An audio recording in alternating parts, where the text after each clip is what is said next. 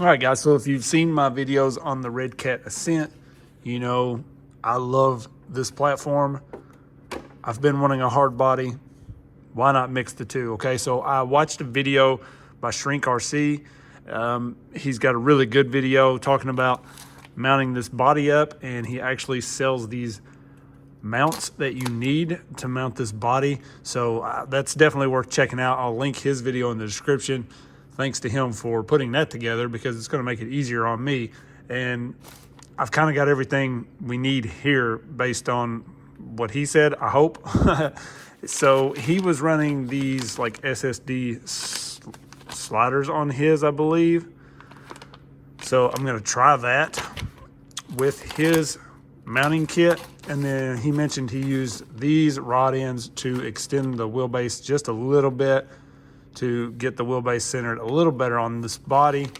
And then he also mentioned he used this drive shaft set to lengthen the rear drive shaft a hair, because when you stretch this, the drive shaft will fall out.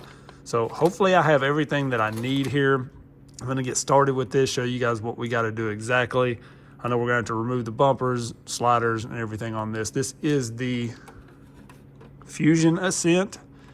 So it's going to be slightly different than the normal Ascent, but shouldn't be any different as far as mounting this body up. But it's already decked out with the Fusion and all of that. So I have a video on that truck. Definitely worth checking out. So if you haven't seen that, go check it out. But let's get started with this body. I'm very excited to have just a hard body with the opening doors and everything. I like that they do the rubber mirrors on these. I was always worried about mirrors. So just very excited to get a hard body together. All right, so I think this turned out pretty well for who it's for. I mean, I'm not super particular. This is not a crazy scale build. This is sort of a performance-based hard body build. So I got this body. This was the most expensive part of it. This thing was close to 200 bucks getting just this body, but it's pre-painted, everything on it, rubber mirrors, doors open, all of that. It doesn't have like the engine bay or anything, but the hood lifts. It's ready to go, and that's kind of what I wanted. I didn't want to have to paint this thing or anything. This mounted up very easily on this Ascent Fusion, okay? So it's just got 2 screws on each side that hold the body in place. I don't have that mounted, obviously, at the moment. I haven't even finished like my wheels and stuff.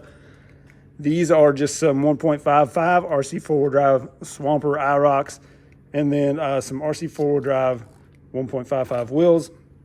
I did do Crawler Innovation dual stage foams in here, and hopefully those are going to work out. I did the medium, or yeah, I think it was medium in the rear and soft in the front, and we'll have to just run it and see how that works out. But as far as mounting this body up, you can see these mounts worked like a dream. They bolt on very easily. I like the fact that he gives us little steel nuts down in here, so when you're screwing that body on, you're not screwing in and out of plastic all the time, especially like printed plastic. You're going to wear that out. So it has those nuts in there, so it should last a good while. It has a couple of holes to mount up sliders like these, and those worked out pretty well. I wish they fit this body a little bit better. I may play around with those, but overall, with this motor sitting lower on the Fusion Ascent, you don't have to trim anything on this body. This body, I don't have to do anything to it, and it drops right on, right there. Now you can see I'm not done with it. I'm playing around. I'm not sure if I'm going to mount that. I think I'm going to run that. You guys let me know what you think. I think it looks pretty cool though. And then one thing that these mounts came with was this rear piece he had for bed support. So you mounted this to your rear, like the shock tower area, and then you drilled a couple holes in the bed to bolt it to this.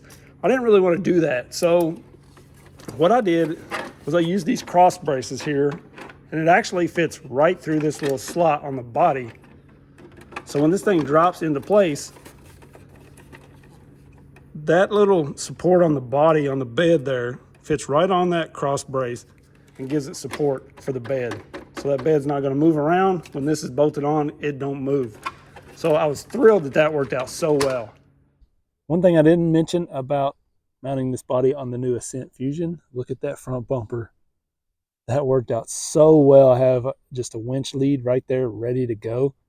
This truck is already laid out for a winch up front, so this is going to be super easy to install a winch on. I love how that bumper just kind of worked out perfect. It's back a little bit, and should be a perfect spot for my winch. And then I took the rear bumper that was just like this and installed it on my other Ascent up front. So I did end up stretching this thing, moving the wheelbase back just a little bit by changing out those rod ends that I mentioned earlier on the rear of all four links in the rear here. So at the back of them, I swapped those out. And then I did change the drive shaft out to the one that I showed earlier, because you can see it's just a little bit longer and works perfectly. So this, if you don't know, these just have a screw inside here that bolted onto like the pivot joint here, and the axial ones fit it perfect. So you just take the stock one off, bolt the new one on, slap in the new centerpiece here, and it works great. So one thing I did on my other Ascent that you may be able to get away with is when I stretched it, and I think I stretched it a little more than this one. So when this slides all the way down, it'll just fall out. So what I did is I stuffed some plastic up inside of here so that this wouldn't slide all the way down. So it has enough room in here to move, and it works when the suspension works and everything, but it can only slide to a certain point and then it doesn't fall out. So you may be able to do that, but for me, it was just easier to buy these drive shafts and be done with it. The other thing he gives us on these mounts is a slot for your stock Velcro strap.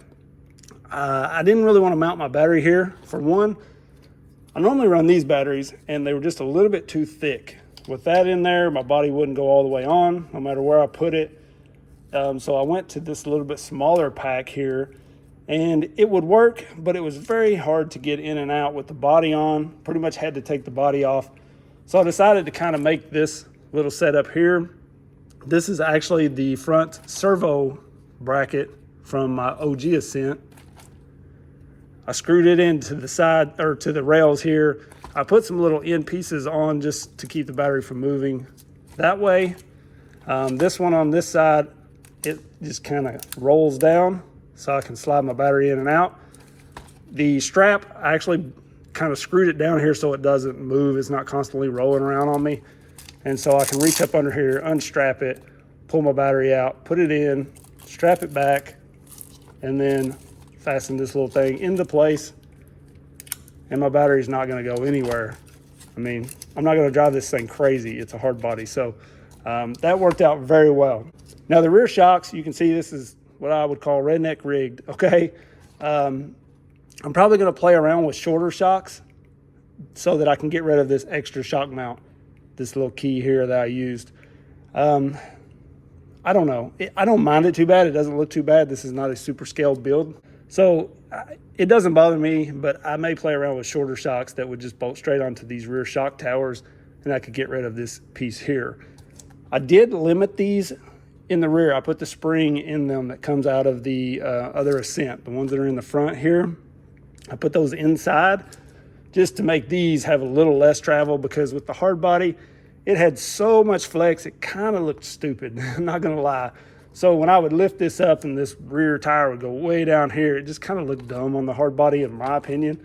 So I limited it a little bit, and that's really why I did that. But it also helped to kind of shorten these up a little bit, so they kind of worked out for me.